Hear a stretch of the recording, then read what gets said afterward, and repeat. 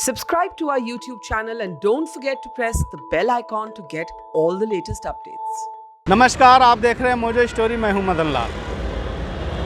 2 महीना पहले अफ़गानिस्तान से एक महिला आती हैं, उनका नाम है जंजीरा जदराना, वाइफ ऑफ ख्याली। मात्र उनकी 40 साल की उम्र होती है। हिंदुस्तान आके वो एक प्राइवेट हॉस्पिटल में इलाज के लिए चली जाती हैं। हॉस्पिटल बोलता है कि आपका एक दिन का खर्चा 1 लाख रुपए लगेगा। उनके बच्चों ने सफदरजंग हॉस्पिटल में एडमिट करा दिया और कुछ दिनों तक उनका इलाज चला। उसी दौरान अपने बच्चों से उन्होंने बोला, अगर मेरी मृत्यु हो जाती है हिंदुस्तान में तो मेरी डेड बॉडी को अपने वतन ले जाना, यानी काबुल अफ़गानिस्तान में है जो। कुछ दिनों तक सफदरजंग में इलाज चलता है और उनकी डेथ हो जाती है। अब इनके 2 बच्चे हैं। 26 सितंबर को इनकी डेथ हो जाती है और 2 बच्चे मिलके इन्होंने लेटर लिखा अफ़गानिस्तान को। अफ़गानिस्तान में तालिबान का कब्जा है और तालिबान ने किसी तरह परमिशन दिया कि ठीक है, अपनी मम्मी की डेड बॉडी यहाँ पर लेके आ जाओ। और इन्होंने फिर से पाकिस्तान का दरवाज़ा खटखटाया। पाकिस्तान ने भी बोला कि ठीक है, हम 10 दिन का वीज़ा देते हैं, बागा बॉर्डर के थ्रू आप अपनी मम्मी की डेड बॉडी अफ़गानिस्तान ले जा सकते हो। अब ये इन्होंने लेटर लगाया भारत सरकार को। भारत सरकार को लेटर लगाया। अभी ये 26, 16, 17 दिन हो गया है जो अभी तक इनको परमिशन नहीं मिला है हिंदुस्तान से कि आप अपनी मम्मी के डेड बॉडी बागा बॉर्डर के थ्रू अफ़गानिस्तान ले जा सकती है। और ये दोनों बच्चे आते हैं रोज़ सफदरजंग हॉस्पिटल में और मॉर्चरी विभाग में और बोलते हैं डिपार्टमेंट में कि कम से कम मेरी मम्मी की डेड बॉडी तो दिखा दो, चेहरा तो दिखा दो। मगर मॉर्चरी विभाग ने बोला कि नहीं, हम नहीं दिखा सकते, इसलिए कि आपकी मम्मी की जो डेड बॉडी है सील पैक हो गई है। तो ये है कहानी जंजीरा जदराना का। उनका बड़ा तमन्ना था मरने के बाद कि मैं अपने वतन में ही दफन हो जाऊं। मैं इनके बच्चों से ही बात करता हूं। देखिए, इनकी दुख भरी कहानी है इसके बारे में। क्या नाम है मैम आपका? मेरा नाम मरियम है। अच्छा मरियम जी, बताइए आपकी मम्मी का क्या नाम है? मेरी मम्मी का नाम जंजीरा है। अच्छा, बताइए क्या हुआ उनके साथ?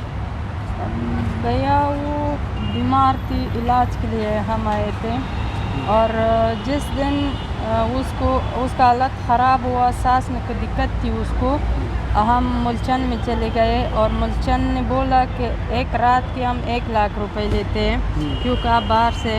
मेरे पास 1 लाख नहीं थे। हम यहाँ आ गए, यहाँ ये गवर्नमेंट हॉस्पिटल में सफदरजंग में। और जहाँ हम आए यहाँ तो इसने इमरजेंसी में था और हालत बहुत ख़राब थी उसकी जो ऑक्सीजन थी वो 40 में आ गई थी और उसने ऑक्सीजन दिया, फिर 6 फ्लोर में भिजवाया और 6 फ्लोर से बोला कि इसमें वार्ड लेना चाहिए। और जब उसका ऑक्सीजन को बहुत कमी थी, मैंने डॉक्टर से बोला कि मेरे माँ का हालत बिगड़ रहा है, इसका ऑक्सीजन बहुत कम है, मुझे अलग सा ऑक्सीजन चाहिए। उसने एक ऑक्सीजन दिया, उसमें 2 पेशेंट थे, एक मेरी माँ थी और दूसरा पेशेंट थी। और बहुत दिक्कत हो रही थी। मेरी माँ बोल रही थी कि मैं सांस नहीं ले पा रही हूँ, मुझे बहुत दिक्कत हो रही है। मैंने फिर भी डॉक्टर को बताया। डॉक्टर ने बोला, एक यहाँ तू नहीं है, तेरी माँ नहीं है, जो आप मरीज़ है, सब मरीज़ है, मैं कुछ कर और नहीं कर सकती, यही ऑक्सीजन है। सर, जब हम नीचे आ गए, वार्ड की तरफ चलने पड़े, वो लड़का, उस लड़के ने जिस लड़के से उसके साथ मेरी मम्मा का पेपर थी और पेशेंट का पेपर भी थी, वार्ड ले जा रहे थे, उस लड़के ने हमारे साथ बहुत बदतमीज़ी से बात की। बोला कि आप दूसरी कंट्री से रहे, इतना बात मत करो, सब यहाँ मरीज़ है, वरना मैं अपने पेपर दे दूँगी, अपना माँ को निकाल दूँ, हम नहीं करेंगे। मैंने बोला कि उसका हालत बहुत बिगड़ रहा है, ऑक्सीजन नीचे आ रहा है, हमसे प्लीज़ मदद करिए और जल्दी ऑक्सीजन दीजिए। उसने नहीं सुना मेरी बात। जब तक उस दौरान क्या हुआ? मम्मी का क्या हुआ? मम्मी का सांस में का बहुत दिक्कत था, सांस नहीं ले पा रही थी। और जब वार्ड में चले गए एक तकरीबन 20 मिनट हम बाहर खड़े थे, वो लड़का नहीं आ रहा था। फिर 20 मिनट बाद, आधा घंटे के बाद वो आया, हम वार्ड में चले गए और वार्ड में मैं गिड़गिड़ा रही थी डॉक्टर के पास कि आ जा, मेरा मम्मा का हालत ठीक नहीं है, जल्दी ऑक्सीजन लगा दे। वो डॉक्टर भी नहीं आ रहे थे और एक लड़का था जो मेरे साथ, उसने भी अच्छी बात नहीं की, बोला कि अगर सांस नहीं ले पा रही है हमारा प्रॉब्लम नहीं है, यहाँ सब मरीज़ है, मैं नहीं आ सकती। कि दूसरी लड़की से बात कर रही थी और हंस रही थी फ़ोन में। फिर उसने जब ऑक्सीजन लिया, मेरी माँ का हालत बहुत ख़राब थी और मेरी माँ सांस नहीं ले पा रही थी, ऐसे बेहोश पड़ी थी। और डॉक्टर आया, उसने वो 5 वाला ऑक्सीजन जो है उसके मुंह में डाला और आधा घंटे वो भी था। और आधा घंटे बाद वो आया, उसने भी निकाल दिया, बोल दिया कि तेरी माँ मर गई है और माँ को ले जा और वो ठौलिया जो है वो वापस लाना, इतना अपना फ़ोन दे देना कि तू ठौलिया वापस ले आएंगी। इतना भी उसने नहीं बोला कि ये इसका माँ मर गई है, ये दूसरी कंट्री से है, यहाँ इसका कोई नहीं है, यहाँ इसका कोई। मैं बहुत रो रही थी, मैं बेहोश हो गई थी, लेकिन कोई भी मदद नहीं कर रहा था सर। माँ की कितनी उम्र थी? 40 साल। 40 साल। अच्छा, एक बात बताइए, आप क्यों, अब डेड बॉडी को आप कहाँ ले जाना चाह रहे हैं? अफगानिस्तान। अफगानिस्तान ले जाना चाह रहे हैं? हाँ।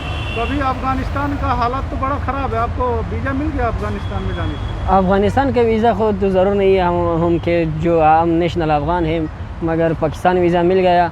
वो हमारा 10 दिन ट्रांजिट वीज़ा दे दिया और परमिशन भी दे दिया, मगर ये इंडियन गवर्नमेंट परमिशन नहीं देता अब तक। बोला थोड़ा टाइम लगेगा अब परमिशन के लिए। सर हमारा इच्छा है कि जल्द से जल्द हमारे को परमिशन मिले, क्योंकि यहाँ मोर्चरी में हमारे को दिक्कत हो रही है। ये लोग बोल रहे हैं कि 12 दिन इसको हमने रखा है, 12 दिन के बाद हम इसको नहीं रख सकते, क्योंकि बहुत ज़्यादा टाइम लिया है और हम इतना बॉडी को नहीं रख सकते। जल्द से जल्द अपना बॉडी के निकाल के और दूसरी हॉस्पिटल में लेके जाए। और मैं जो प्राइवेट हॉस्पिटल में पता किया, एक रात का 4000 रुपये लेंगे वो, और जो मेरे पास नहीं है। और इसलिए जितना जल्द हो सके ये इजाज़तनामा मुझे जल्दी से जल्दी मिलना चाहिए सर, कि हम अपनी माँ को पाकिस्तान के रास्ते से अफ़गानिस्तान लेके जाए।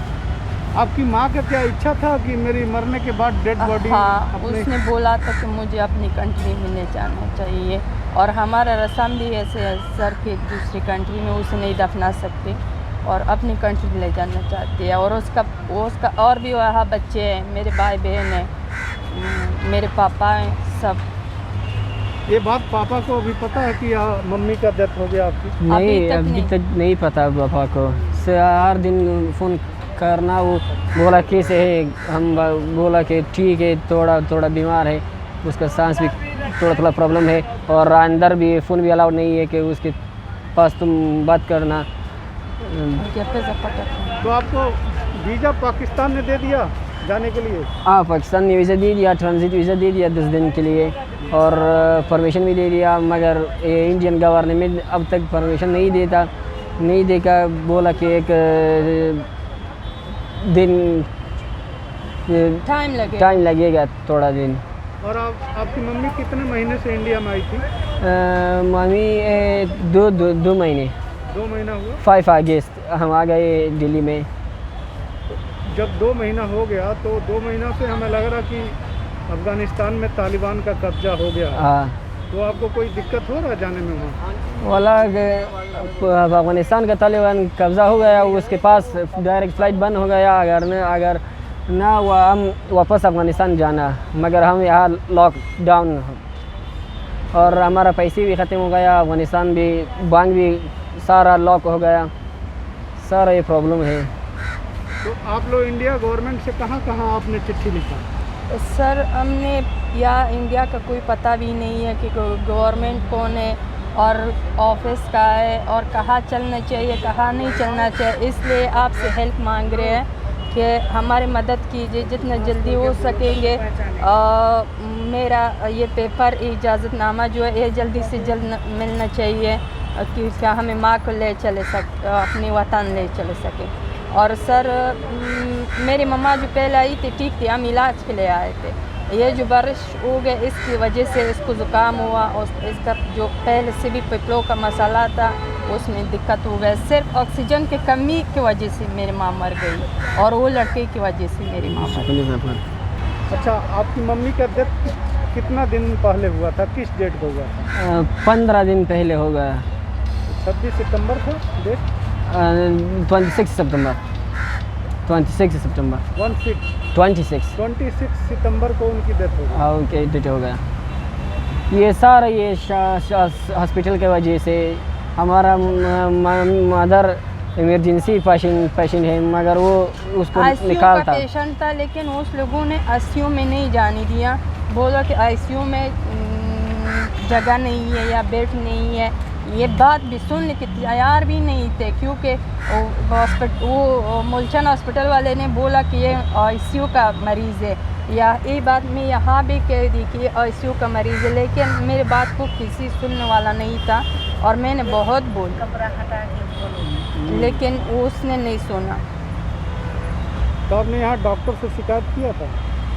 डॉक्टर से मैंने बोला कि मेरी माँ का ये प्रॉब्लम है और मुल्चन डॉक्टर वाले ने भी बोला है, वो पेपर भी मिलाया था उसको दिखाया, इसने बोला कि यहाँ जगह नहीं है आईसीयू। हम ये अपील करना चाहते हो कि पहला हमारा परमिशन दे दिया कि हम जल्दी जाना हमारा देश में, और दूसरा ये कि हॉस्पिटल में थोड़ा दिक्कत ज़्यादा है। ये जो हमारे साथ हुआ कोई दूसरे साथ ना हो, कोई दूसरी कंट्री वाला जो है उसके साथ ना हो।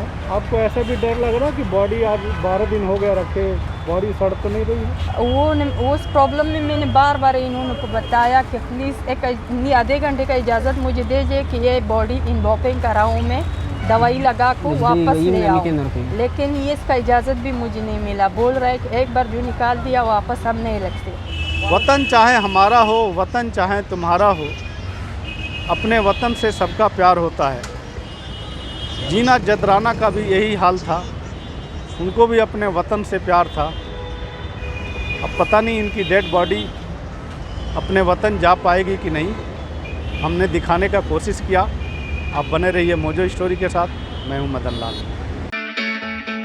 It's great to see you here. Thank you for watching our work. If you haven't subscribed yet, don't forget to click the bell icon and subscribe to Mojo Story and support independent, robust journalism.